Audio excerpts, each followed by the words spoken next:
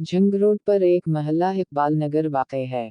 इसी मोहल्ले में राना अक़रार रहते थे। शहर से लगी हुई राना अक़रार की ज़रख़ेज़ ज़मीन थी। राना अक़रार ने इस क़ता पर बोरिंग कर रखी थी।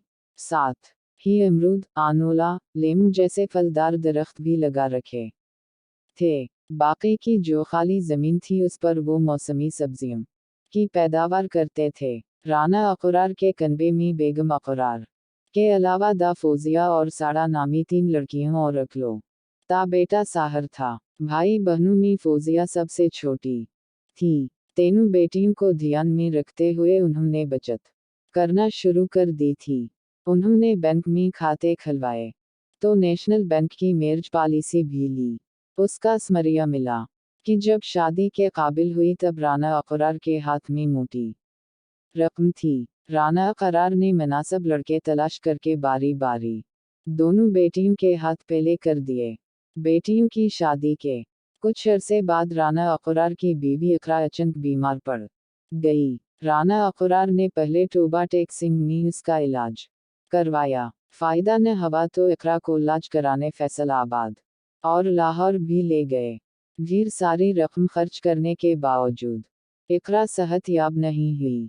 उसका जिस्म मुसलसल घुटता रहा। आखिर कार एक दिन वो कन्बे को रोता बलता छोड़कर चली गई। उन दिनों साहर 23 साल का था और फ़ौज़िया 14वीं साल में दाखिल हुई थी। फिर 5-7 साल यूनाही गुजर गए। अब फ़ौज़िया अलग नहीं रही थी। गुज़रते वक्त के साथ साथ भरी पौरी जवान लड़की हो गई थी। राना अक़रार की ख्वाहिश साहर और फ़ौज़िया का ब्याह एक साथ करने की थी। बेटी रुखसत होकर ससुराल जाए तो घर संभालने बहू आ जाए। उस तरह उन बाप बेटे की दिक्कत नहीं हुई मगर साहर फ़िलहाल शादी करने को राज़ी नहीं था। इसी सबब फ़ौज़िया की भी शादी टलती रही। राना अक़रार बेटी बेटे के लिए कुछ और ख्वाब बन रहा था। अधर फ़ौज़िया के ख्वाबों में शाज़ीब बस गया था और वो उसके साथ ज़िंदगी गुजारने के ख्वाब देखने लगी थी। शाज़ी पड़ोस में रहने वाले मुहसिन का बेटा था और मंडी में सब्जी की आड़त करता था और खूब शान से रहता था। पड़ोसी होने के नाते शाज़ीब और फ़ौज़िया में बहन भाई का रिश्ता था। बचपन से वो उस रिश्ता को मानते भी थे। मगर एक दिन दोनों का रिश्ता बदल गया और वो दोनों एक दूसरे की मोहब्बत में डूब गए। राना अक़रार और साहर सुबह घर से निकलते तो दोपहर का खाना खाने कम ही घर आते। अक्सर फ़ौज़िया ही खेत जाकर बाप भाई को खाना दे आती थी। वो दिन के वक्त घर में अकेली रहती थी। उसलिए खफिया मील मुलाकातों के लिए फ़ौज़िया और शाज़ीब के लिए भरपूर वक्त होता था। नायाब मर्द वो हैं जिनके किरदार की खुशबू पाकर औरत खुद उनसे मोहब्बत का इजहार कर देती है। वो पहल उसकी ज़ात की ठंडी छाँव में कुछ देर ठहरती है। फिर रफ्ता रफ्ता उसकी आदी होती चली जाती है। यही वो मर्द हैं जिन्हें औरतों का अल्बास कहा जाता है। नायाब औरत हमेशा नायाब मर्द का इंतखाब करती है। यूं तो शाज़ीब का फ़ौज़िया से मिलने आना मोहल्ले वालों के लिए शक की बुनियाद नहीं था, लेकिन जब दरवाज़ा अंदर से बंद होने लगा तब पड़ोसियों की पेशानी पर शक्लें पड़ने लगी। पहले अड़ोस पड़ोस में चर्चा हुआ। उस के बाद एक बुजुर्ग ने राना अक़रार के कानों में ये बात डाल दी। उसके बाद साहर को जब ये बात पता चली तो उसका खून खोल उठा। वो इसी वक्त शाज़ीब की चमड़ी अधीर देना चाहता था, मगर राना अक़रार ने दुनियादारी समझाकर इसे रोक लिया। बेटा, जोश से नहीं होश से काम लो, उसने बेटे को समझाते हुए कहा। मारपीट करोगे तो हंगामा होगा और ऐसा होने पर बदनाम हमारी फ़ौज़िया होगी। तुम चुप रहो, मैं फ़ौज़िया से बात करूँगा। साहर खून के घूंट पी कर रह गया। इसी शाम को राना अक़रार ने फ़ौज़िया से उसके और शाज़ीब के सिलसिले में बात की तो वो साफ मुकर गई। फ़ौज़िया शाज़ीब से प्यार तो करती थी मगर घर वालों का लिहाज़ भी था। उसलिए उस दिन के बाद वो महबूब से मील मुलाकात में एहतियात बरतने लगी। नफ्स वो भूखा किता है जो इंसान से गलत काम करवाने के लिए उस वक्त तक भौंकता रहता है जब तक वो गलत काम करवाना ले, और जब इंसान वो काम कर लेता है तो ये किता सो जाता है, लेकिन सोने से पहले ज़मीर को जगा देता है।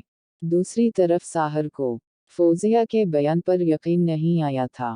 पैदावार फरोख्त करने वो मंडी जाता ही था, इसलिए उसने शाजिब पर नज़र रखना शुरू कर दी। इसी दौरान साहर ने नोट किया कि शाजिब पहले किसी से फ़ोन पर खुफिया तौर पर बात करता है, फिर मंडी चला जाता है। रोज़ दोपहर को यही होता था। साहर को यकीन हो गया कि वो कहीं और नहीं उसकी बहन से मिलने जाता है।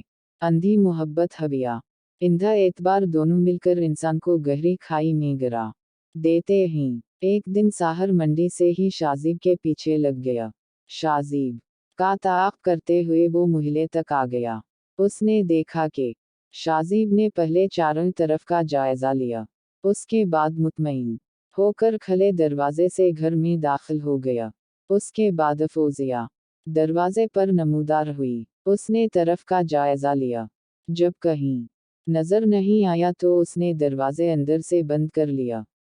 साहर शाजिब को अपनी बहन की इज्जत से खेलने का वक्त नहीं देना चाहता था, इसलिए वो फौरन दरवाजे पर जा पहुंचा और जोर जोर से कंडी पीटना शुरू कर दी। कुछ मिनट तो लगा, मगर फौजिया ने बदहवासी के आलम में दरवाज़ा खोल दिया।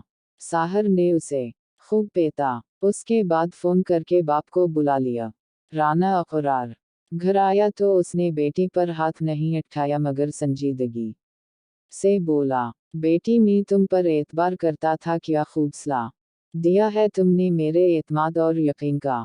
तुम्हारी करनी से आज मेरी उम्र 10 साल कम हो गई। उसके बाद वो भी दोनों हाथों से मुंह छपा कर रोने लगा। बाप के आंसुओं ने वो काम किया जो दुनिया की दूसरी कोई ताकत नहीं कर सकती थी। कन्बे की आबरो बरकरार रखने के लिए फौजिया ने लम्हे भर में शाजिब को भूल जाने का फैसला कर लिया। इसी अहद के साथ वो बाप से लिपट गई और फोट फोट कर रोने लगी। मुझे मुआफ़ कर दो आबा, उसने बाप से अहद करते हुए कहा। वद्दा करती हूँ आइंदा कभी शाजिब से ताल्लुक़ नहीं रखूंगी। एक इंसान मर जाए तो सब्र आ जाता है, मगर जब एक जिंदा इंसान आपके लिए मर जाए तो कभी सब्र नहीं आता।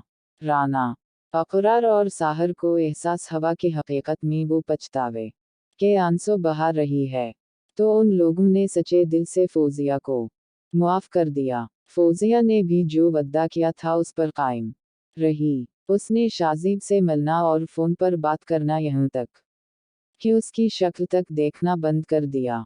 फौजिया की बेवफाई और बेरखी से शाजिब तड़प उठा।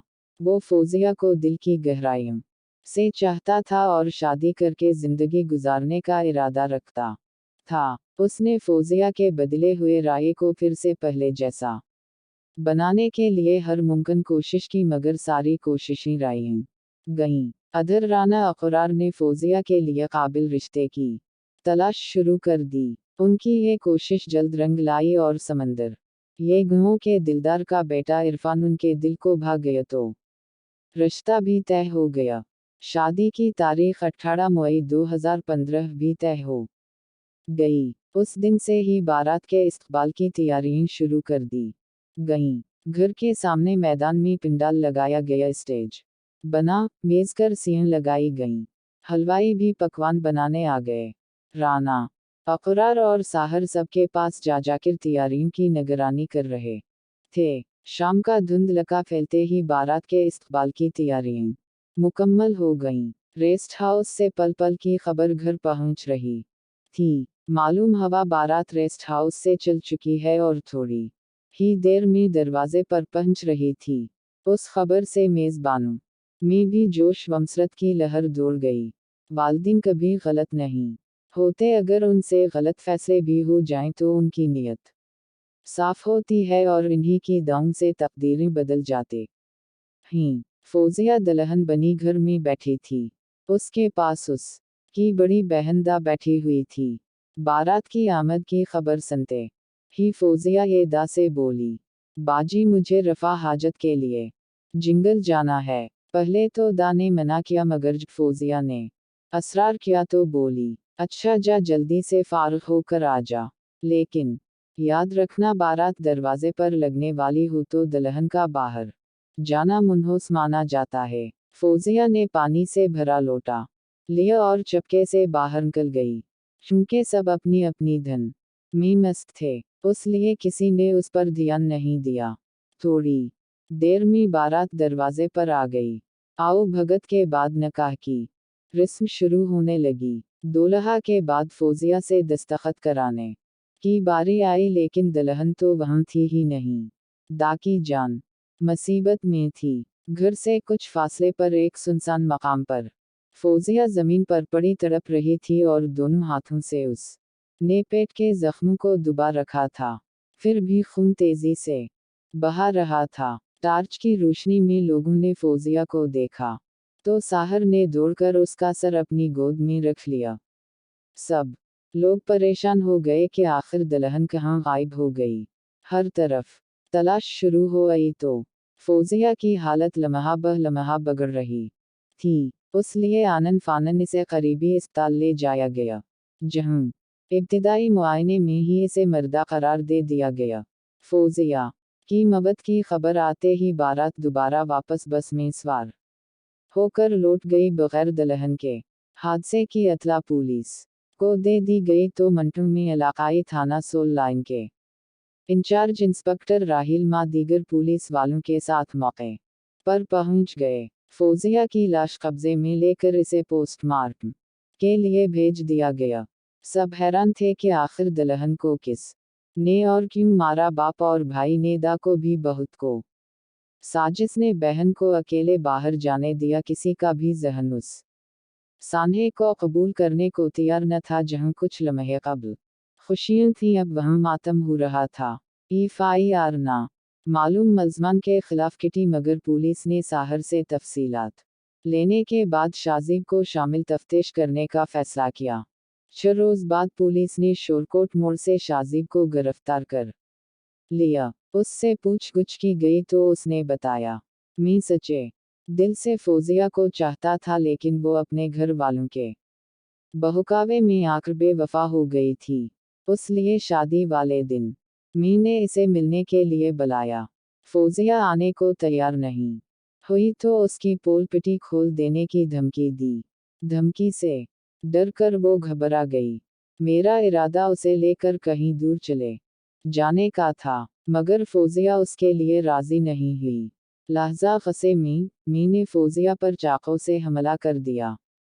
اس کے بعد وہ رونے لگا، روتے روتے بولا، فوزیہ مر گئی، اس کی موت کا ذمہ دار میں ہوں اور اس کے لیے میں خود کو کبھی معاف نہیں کروں گا۔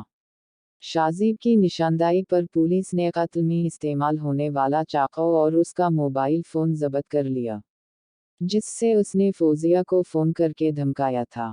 19 مئی کو شازیب کو عدالت میں پیش کیا گیا، جہاں اسے جیل بھیج دیا گیا۔ تادم تحریر شازیب جیل میں تھا۔ یوں محبت کی کہانی جرم کی داستان بن گئی۔ مزید ایسی ہی سچی کہانیوں کے لیے چینل کو سبسکرائب کریں اور ویڈیو کو لائک کرنا نہ بھولیں۔ اپنا بہت سا خیال رکھیے۔ اجازت دیجیے۔ اللہ حافظ۔